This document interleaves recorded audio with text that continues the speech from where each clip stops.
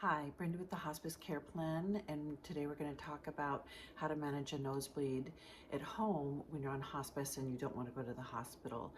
Nosebleeds can happen for lots of different reasons. It can be a blood disorder, bleeding disorder from a disease process. Most often it's because people are still on blood thinners, and or their nose can be very dry if they're wearing oxygen. And the best thing is prevention, keeping the nose tissue moist and clean.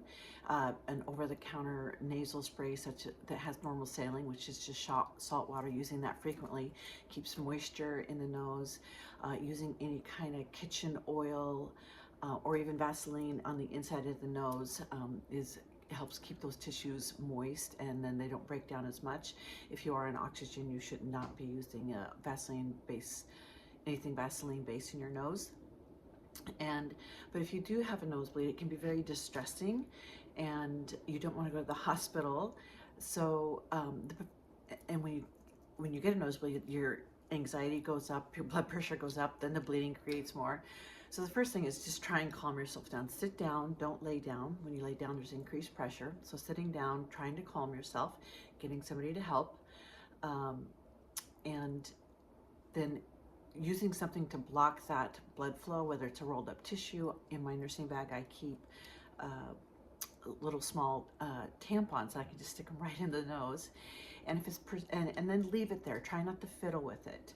Also, sucking on ice or drinking something cold can be helpful. It helps vasoconstrict some of that, and it's soothing, especially when you feel blood in your throat. It's uncomfortable.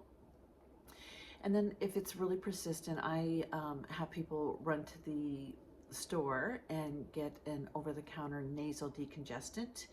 And how that works is it vasoconstricts those blood vessels, and I tell them to spray like 15-20 into their nose, whatever side or both sides that are bleeding, and sometimes both sides if it's far back. So you're just best actually to do both sides and let that work. You can also really saturate whatever tissue you're using to block the nose.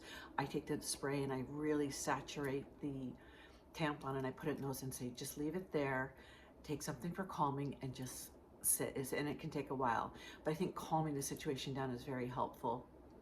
And because if you go to the hospital for a nosebleed, they're likely going to start with that intervention and then maybe have to move to something more. So other things to try to manage nosebleeds at home: call your hospice. I've done years of call, and I find that by the time I get there and we get some Afrin there, they can go to the local drugstore and it happens much quicker. But if you're having a bloody nose that's not stopping, be sure and call your hospice, and they'll probably give you similar directions.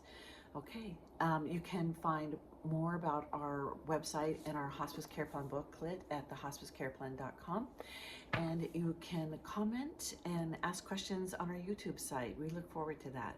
Thank you.